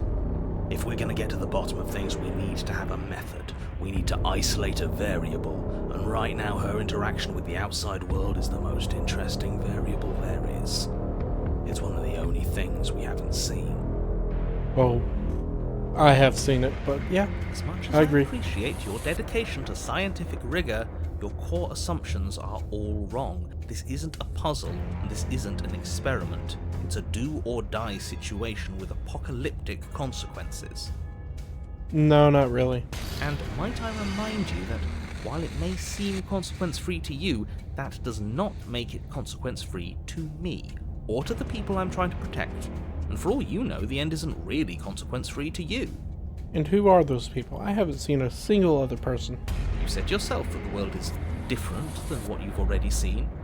It isn't supposed to be, and if things are changing, they're changing for the worse. It's just how things work here. Treat this like it's your last attempt. Well, it kind of is, in a way. Screw it. I'm sick of this smug asshole telling us what to do. If you need help busting her out of there, I'm your man. Alright. Welcome aboard. And if things go bad once we get her out of the cabin, well, at least you'll be able to get the fight you wanted. Yep. The rest of you had better keep those two in check. They're far along the edge of a dangerous path. Don't let them go any further. I'm letting them go all the way. No matter what happens next, it seems all our answers are in the cabin. We might as well see this through. It isn't long before you find yourself at the end of the path, staring up the hill at the cabin. I hope you've given serious thought to your predicament. No last advice for us? No words of warning? From what I gather, you've heard it all before. There's no use screaming into the wind. I don't know. Screaming sounds pretty good right about now. I could use a little catharsis. There'll be time for that later. For now, you know what you have to do. Proceed into the cabin. The interior of the cabin is suffocatingly tight, more of a glorified tunnel than a building. Its stone walls squeeze against your sides, leaving you no choice but to press forward. The only furniture of note is an iron altar jutting out from the wall, a pristine blade perched on its edge. The blade is your implement. You'll need it if you're going to do this right. Up to you if we want the blade. I think we can goad her out of here without it. Take it.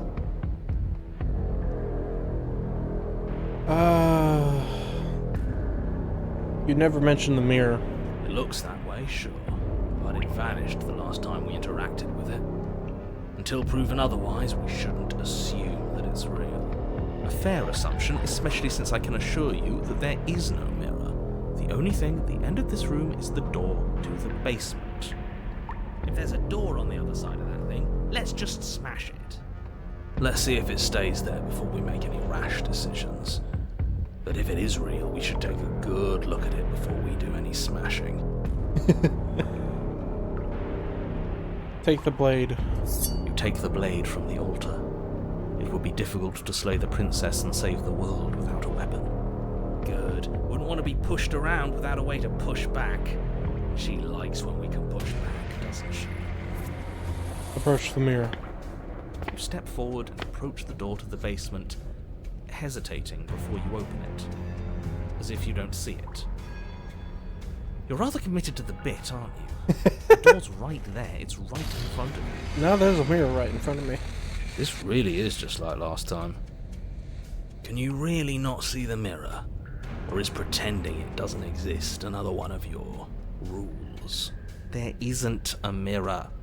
Is it a rule to say that there isn't a mirror when there's clearly one right there? Because if it is, it's not a very good one. I'm inclined to agree, but we don't know how things work here, do we? No, not really. Just smash it already. Wipe the mirror clean. You reach forward and drag your hand across the door leading to the basement, As if on command, it slowly slides open, scraping against the floor as it reveals the dim path ahead. Why am I not surprised? It was in our way, and now it's not. That's all that matters. Before you is what may as well be a sheer cliff face. There are enough footholds that you'll be able to clamber your way to the bottom, but it will require careful effort. The air hissing up from below is warm and wet, like the breath of an enemy locked in close quarters. If the princess lives here, slaying her is probably doing her a favor. Her voice, bold and fierce and impatient, echoes from the chamber below. Do you have more fight in you than last time? That was such a disappointing show. I know you can do better than that. She hasn't changed as much as she did the time before. She still wants a fight, which means we still know her. We can use that to our advantage. Yes. You want to fight, then how about you come and get one? That's not how this works. I'm all chained up, remember? How about you come down here and fight me? Don't worry about the chains. I've got a plan. Alright. We'll just have to get her to break them. Continue to the basement landing. You've nowhere to go but down. You start the difficult journey, gripping the stone, lowering yourself foot by grueling foot. But soon, there is solid ground beneath you. We best remember how to get back up. The last thing we want is to be stuck between a wall and a raging devil. You turn to face what lies at the end of the narrow tunnel. Oh. The princess, imposing and tightly muscled, grins back at you from the darkness. Her face widens into a broad grin. There you are, knife in hand. How thrilling! Attack me, bleed me, twist the blade in my flesh, break your bones against my body. I want a real challenge this time. If we're trying to break her out, I doubt she'll come willingly. We'll have to use ourselves as bait. I really don't like the sound of this. Yeah, me neither. It's the only way to get us both out. We need to see what happens when she leaves the cabin. You know what? I should have tried to intervene earlier because I can't let you do that. I won't tough shit. We're the ones in control here. It's not the... Yeah, doesn't feel nice to be yanked around against your will, does it? Yeah, once we get enough voices, he kind of loses his say. Well, what are you waiting for? If we're gonna do this right, you can't be scared. You need to want this as much as I do. So go on. Make the first move. Don't keep me waiting. If you want a good fight, if you really want to see me at my best, we need somewhere with more space. The princess scoffs. Oh, you're up to something tricky, aren't you? No. You're teasing me with what I want, but I'm sick of waiting. I'm not going to let you give me another bad fight. I'm going to get what I want. Bloody desire in her eyes, the princess rushes forward, ignoring her chains as they bend and snap. Okay. Okay, she's taken the bait. Now let's get out of here. Yes. Book it. Without hesitation, you turn back the way you came and scramble up the ledge towards the tunnel entrance. As you near the top, hands desperately clawing at jagged stone, you glance back. The princess is right on your heels. She doesn't bother to scale the wall as you do, instead digging deep into the rock of the cliff face with her fingertips in her rapid pursuit. Anywhere you go, I will follow. That's fine. We're planning on it. You reach the ledge and hoist yourself up into the tunnel, the cabin door finally in sight, at once within your grasp and infinitely distant. What is all of this for? What's the point? You and I are always going to end in violence, so why bother to run? I know what I am. Why can't you be the same? You continue to the door. It'd be a real shame if it were stuck. Don't listen to him. Logs are nothing, just barrel through. No! Yep. Free her. Skin hums tight with adrenaline as you burst through the cabin door and roll onto the grass. You bastard. glance back at the cabin as the princess, singular in her desire to destroy you, explodes through the doorway. So, this is what the end looks like. What is this place? Where are we? This doesn't feel right. It's cold. Why is it so cold? I feel so tired. I'm sorry, princess. There you go. Now you're gone. You do not get the chance to respond. The blind leading the blind. Free someone who doesn't want to be freed. You do not get the chance to respond, nor will you ever. It's time to leave. Memory returns. She's gone. Where did she go? Should we try and find her? And there's that mirror again. Why is it here?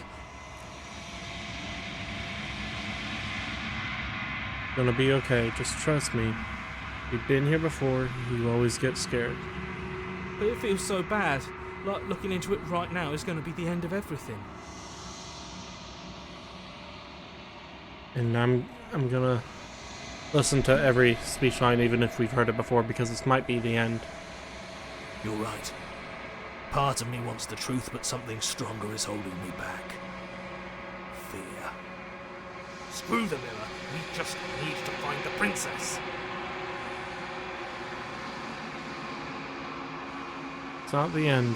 Whatever's on the other side is gonna be nice. Okay. If you say so. We'll trust you. Maybe there'll be a good fight there. Maybe we'll find her again. Feels too good to be true. Approach the mirror. You approach the mirror. Gaze into your reflection. Silence as you reach forward. They're gone once again. The mirror always makes them leave. But you need to see what's in it. You are nothing at all.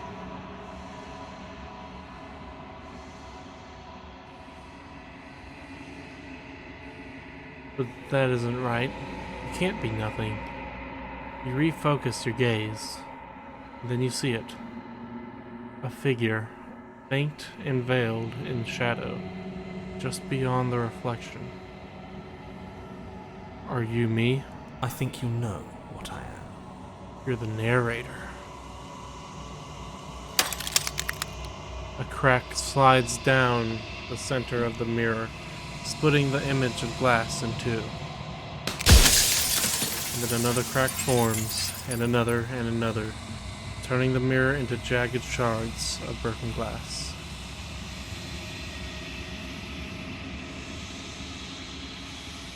My gosh, that's a bit creepy. Okay. I just had to wait a little bit for my eyes to figure out what's happening. So you're the narrator. I was wondering if I'd ever get to see you. You're the narrator. I was wondering if I'd ever get to see you. The narrator, yes. I suppose that's my job, isn't it? You needed help after all, an objective voice to guide your blade. But you were never supposed to see me. I wonder how many worlds you've damned to extinction to fall this far.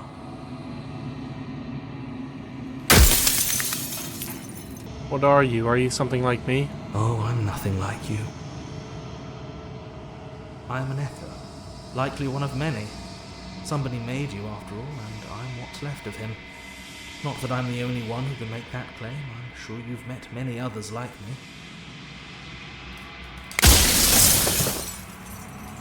Alright, so I've only got a certain amount of questions I can ask. You made me, then what am I? You're the long quiet, the god I made to rid the world of death. Oh. I don't want to be a god, I want to be me. You are you. And if you would let everything work the way it was supposed to, you never would have woken up to the reality of your true nature. There's no accounting for free will.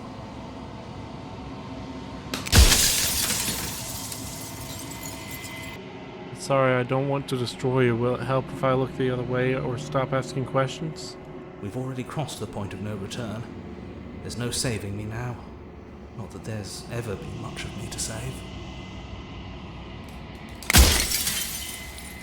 It was like you've said something like that before. Has every narrator been different? Of course. That is by both necessity and design. This construct you're in exists in many places at once. Any time you failed, any time you thought yourself dead, it would restart and shunt both your consciousness and hers into another world. But you'll be awake soon, and then it won't be able to work like that anymore. Every time I ask you something, it's like a piece of you breaks. I'm aware, and if I were you, I'd be more precious about your time. Okay. Why would you want to rid the world of death? If you need to ask that question, there's nothing I can say to move you. You haven't died. You cannot die. So you cannot grasp the abject horror of dying. Soon I'll be gone entirely, and you'll be left alone with your final choice. So allow me to make my final request. The princess contains death itself within her, but I wove you into being with all the power you need to destroy her forever. Do it. Slay her, and rid the world of death and suffering. Are you a god, or were you a god? No. In life I was painfully mortal, a witness to the end of days. I held the fear of death in my heart, and saw oblivion threaten the very memory of everything I knew and everyone I loved. I needed to do something. So I made you, and I made her, and I made this place to hold you both. Run out of options. I'm not going to slay her. I want you to know that before you die for good. Well, there's no reasoning with a god, even one you've woven into existence yourself. I've said my piece, and my time is up. It's like I said, I'm just an echo, and echoes always fade away.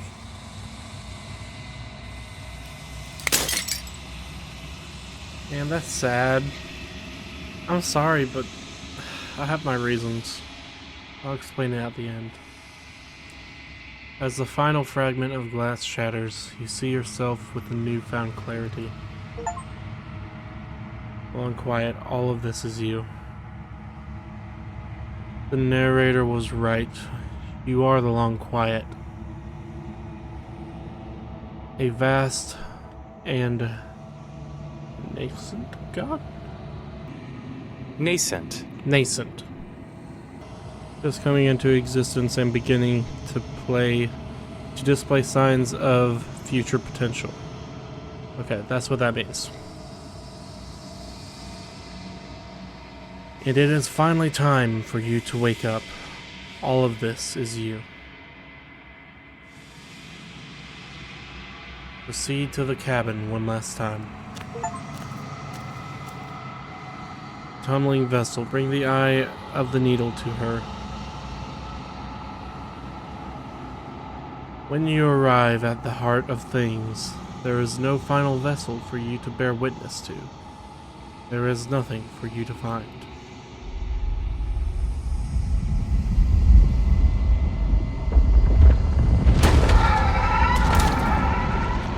What was that?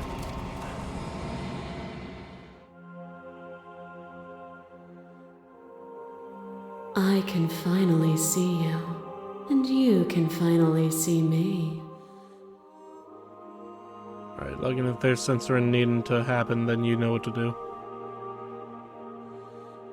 It's been so long, and my heart has ached for this moment. I've missed you dearly.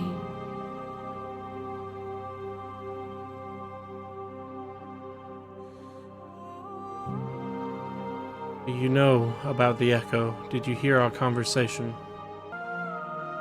Every word you spoke found its way to me. I know him, and I know his construct. He was deluded by his fear of death. Pay him no mind.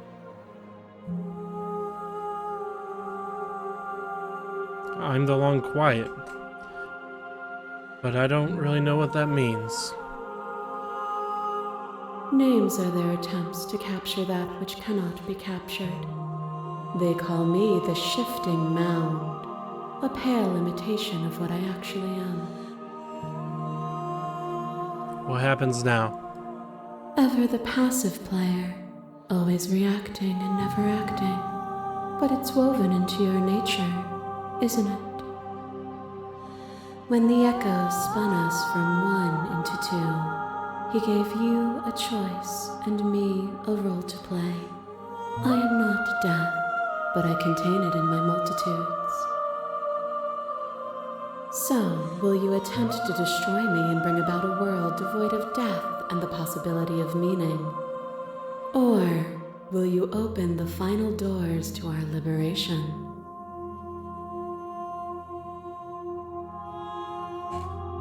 There's so many stories we've left unfinished. Can we really just leave?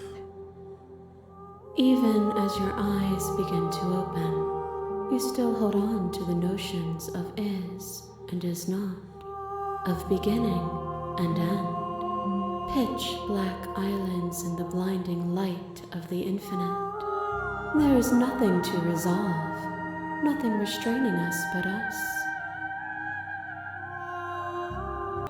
Don't you have a say in all this? Why is all this falling on me? Of course I have a say in all of this. You and I share reflections of each other's burdens, just as you and I share reflections of each other's gifts. If we didn't, the winding paths that brought us here wouldn't have been full of strife and conflict. If you were always going to become this, then what was the point of me doing anything? Did it even matter what roads I walked if all of them would have led to this moment? If you're saying that, it's because you don't yet understand. But we cannot use words alone to grasp at things that words cannot express. And you cannot rationalize with logic that which defies it. Violence and passion are dances that both of us know well. If this is what it takes to enlighten you, then so be it. Wait, what's happening? Wait, what's happening? Brutality splashes you against the walls, but with stubborn defiance you rise again and free the one who doesn't know she needs freeing. Oh. I didn't know what to make of it then, but I know now. You delivered to me the gift of truth, and now it is my turn to deliver the same gift to you. Do not hide from it. Without obstacles to overcome, we stagnate into nothing. I refused to fight you because I rejected what you desired. Obstacles don't need to take the form of bloody fists. A rejection of conflict is still conflict. There is no such thing as non-engagement. To refuse a choice is still to make a decision. All conflict is violence, but to remove conflict itself is to remove the textures that define us. There are few things more terrifying than one's own heart, and there is almost nothing more terrifying than sharing it with another. But the most terrifying thing of all is to leave one's heart unshared. You are the only thing like me, and I am the only thing like you. Could you bear the weight of an eternity alone? Do you dare to shape a reality of solitude and thrust it on creation?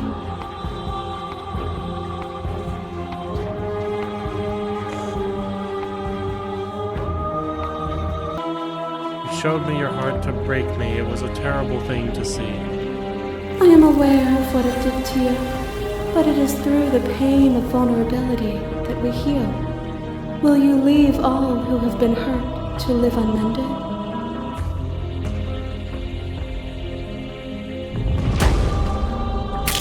Your lover drives a stake into your body, and another, and another, and another.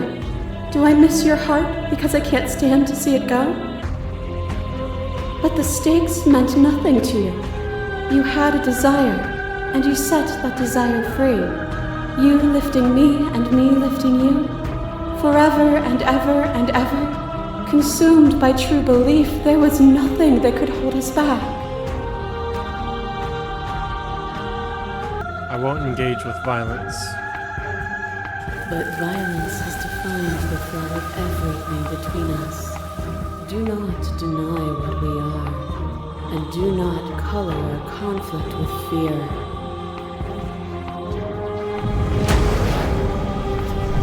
You become nothing, a black hole of self-loathing fed by the matter of your restless thoughts. You are terrified of a power so far beyond you that it strips the meaning from your every action. But at the feet of that power, the dark parts of you cannot help but burn away. Your inadequacy is reduced to cinders by the blazing light of the divine. When I proclaimed my godhood and presented you with a place by my side in my new creation, you gladly took it. Without me, there is no future to look towards. It is hope that carves meaning into consciousness. You were consumed by your own ego. And through your lack of one, you too were consumed. Yet together, we were able to create something beautiful. To question everything is to deny proof of the reality that lies in front of you.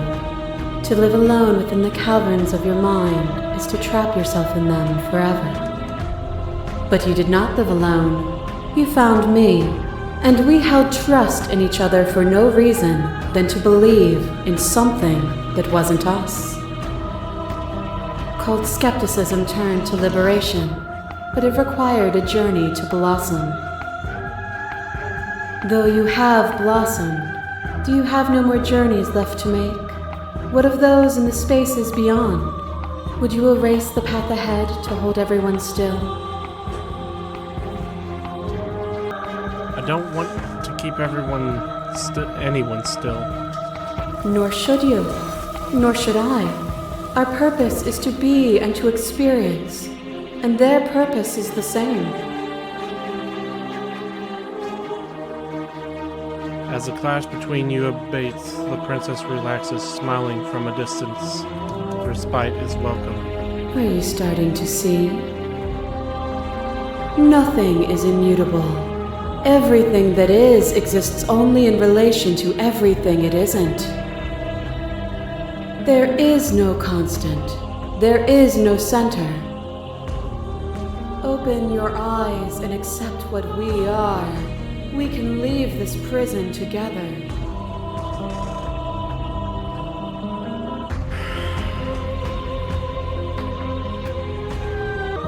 What do you think happens if we leave here? This universe dies, and a new one is born. And that one dies, and a new one is born. And you and I get to witness it all, weaving a tapestry of life wherever we go.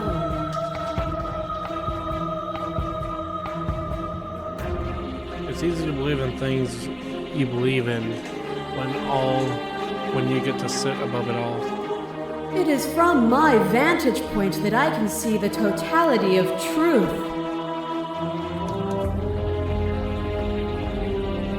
I never wanted to fight you. How do we leave? Nothing brings me greater joy than to hear those words. Through The conflict we final find peace lies with you. Free yourself.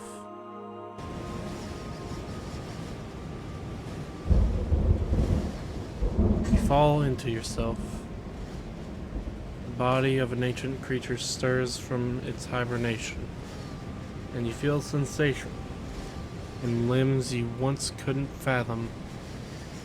Everything here, except for her, is you.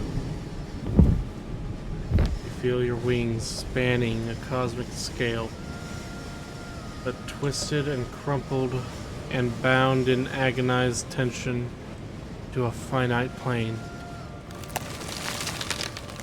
You can feel the glass of the construct pressing in on you, confining you across infinite sides and infinite angles. Push back and strain against it,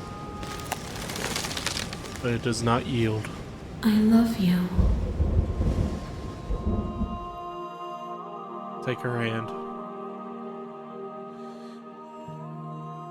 All at once, the unyielding tension breaks.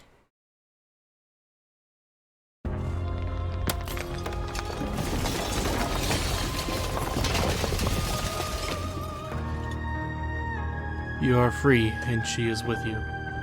It's magnificent.